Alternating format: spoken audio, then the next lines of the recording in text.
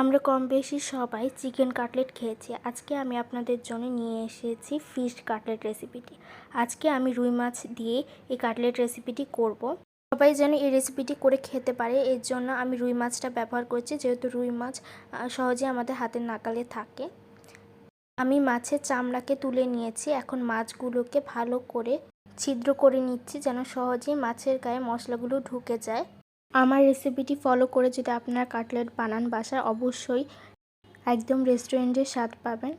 আমি সবগুলো মাছকে হালকা করে থেতো করে নিয়েছি। এখন মশলা দেব। মশলার জন্য আমি শুকনো মরিচ গুঁড়ো, ধনিয়া গুঁড়ো, হলুদ গুঁড়ো, জিরা গুঁড়ো, গরম মশলা গুঁড়ো এবং একটা লেবু নিয়ে নিয়েছি। যে যতটুকু ঝাল খাবেন সেই অনুযায়ী শুকনো মরিচ গুঁড়ো নিয়ে নেবেন। এবং আমি আজকে 5টার মতো কাটলেট বানাবো, সেই অনুযায়ী আমি মশলাগুলো নিয়ে নিয়েছি। লেবুটা অবশ্যই দেওয়ার চেষ্টা করবেন, তাহলে মাছের গন্ধটা থাকবে না। আমি কিন্তু মাছ ধোয়ার সময় লবণ এবং লেবু দিয়ে ভালো করে ধুয়ে নিয়েছি। এখন একে একে সকল মশলাগুলো দিয়ে নিব। আমার চ্যানেলে যারা নতুন রয়েছেন, প্রথমবারের মতো ভিডিওটি দেখছেন, অবশ্যই আমার চ্যানেলটিকে সাবস্ক্রাইব করবেন এবং ভিডিও সম্পর্কিত কোনো প্রশ্ন থাকলে অবশ্যই করবেন, আমি আপনাদের উত্তর দেওয়ার চেষ্টা করব। আর আপনাদের কাছে যদি ভিডিওটি ভালো লেগে যায়, অবশ্যই শেয়ার করে রাখবেন। সকল উপকরণ দেওয়া হয়ে গেলে আমি ভালো করে মাছগুলোকে মেখে নিব। এই কাটলেটটি তৈরি করার জন্য আপনারা কাতলা মাছ বা অন্য যে কোনো মাছ নিতে পারেন। অবশ্যই কিন্তু চামড়াটাকে তুলে তারপর কাটলেট তৈরি করতে হবে, না হলে কিন্তু ভালো হবে না। এখন আমি লবণ দিয়ে নিচ্ছি স্বাদ মতো। আদা আর রসুন বাটা দিয়েছি 2 টেবিল চামচ। আপনারা চাইলে আদা বাটাটা স্কিপ করতে পারেন, কিন্তু রসুন বাটা অবশ্যই দিতে হবে। ভালো করে আবারও মেখে নিচ্ছি।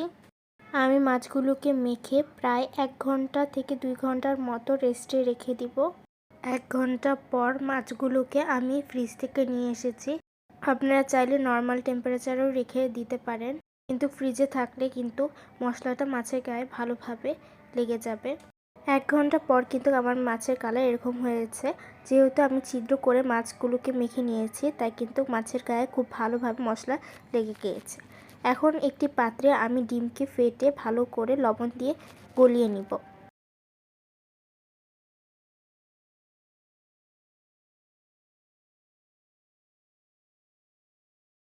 এই পর্যায়ে এসে আমি কর্নফ্লাওয়ার ব্যবহার করছি। কর্নফ্লাওয়ারটা অবশ্যই দিতে হবে, নাহলে কিন্তু মাছ খেতে ক্রিস্পি হবে না। কর্নফ্লাওয়ার দিয়ে আমি মাছগুলোকে ভালো করে মেখে নিয়েছি। এখন আমি ডিমে ডুবিয়ে বিস্কুটের গুঁড়াতে ভালো করে কাটলেটটাকে তৈরি করে নিব। বিস্কুটের গুঁড়ার পরিবর্তে আপনারা ব্রেডক্রাম্ব ইউজ করতে পারেন। আজকে আমি বিস্কুটের গুঁড়ার মধ্যে কোট করে নিচ্ছি। এভাবে প্রতিটি মাছকে ভালোভাবে কোট করে নিব।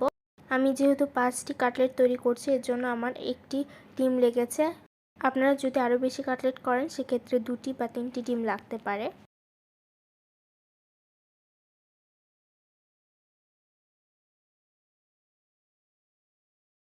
কোট করার সময় খেয়াল রাখতে হবে যেন খুব ভালোভাবে কোট হয়, নাহলে কিন্তু তেলে দেওয়ার সাথে সাথে ভেঙে যেতে পারে বা বিস্কুটের গুঁড়ো বা ব্রেডক্রাম্ব ছড়িয়ে যেতে পারে।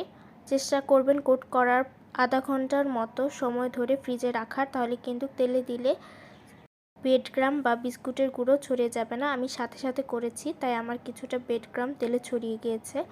এখন আমি তেল দিয়ে দিচ্ছি, তাহলে উপরের দিকেও ভালো কালার আসবে। একসাথে সবগুলো ভাজতে যাবে না, তাহলে কিন্তু ভেঙে যেতে পারে। আমি সবগুলোকে ভালোভাবে ভেজে নিয়েছি। এটা আমার কাটলেটের অরিজিনাল লুক। যেরকম কালার করতে চান সেভাবে ভেজে নেবেন। অবশ্যই লো টেম্পারেচারে রেখে ভাজতে হবে, নাহলে কিন্তু উপরে কালার হবে কিন্তু সিদ্ধ হবে না। আমি লো টেম্পারেচারে রেখে প্রতিটি ব্যাচ 10 থেকে 12 মিনিটের মতো ভেজে নিয়েছি। যেহেতু মশলা দিয়ে মেখে রেখেছিলাম, তাই আমার এই সময়টি লেগেছে। যদি আপনারা মশলা দিয়ে মেখে না রেখে সরাসরি করেন, তাহলে কিন্তু বেশি সময় নিয়ে ভালো করে ভেজে নিতে হবে, নাহলে কিন্তু মাছ সিদ্ধ হবে না। আমি আপনাদেরকে মাছটা ভেঙে দেখাচ্ছি। আমার মাছটা কিন্তু খুবই সফট হয়েছে এবং ক্রিস্পিও হয়েছে। আপনারা স্কিনে দেখলেই বুঝতে পারবেন কতটা সফট হয়েছে। এই রেসিপিটি ধনিয়া পাতার চাটনি বা লেবুর রস দিয়ে খেতে খুবই মজা লাগে। কেউ চাইলে টমেটো সস দিয়েও খেতে পারেন। আমি আজকে গন্ধরাজ লেবু দিয়ে এই মাছটি ট্রাই করেছি। আজ এই পর্যন্ত। দেখা হবে নতুন কোনো রেসিপি।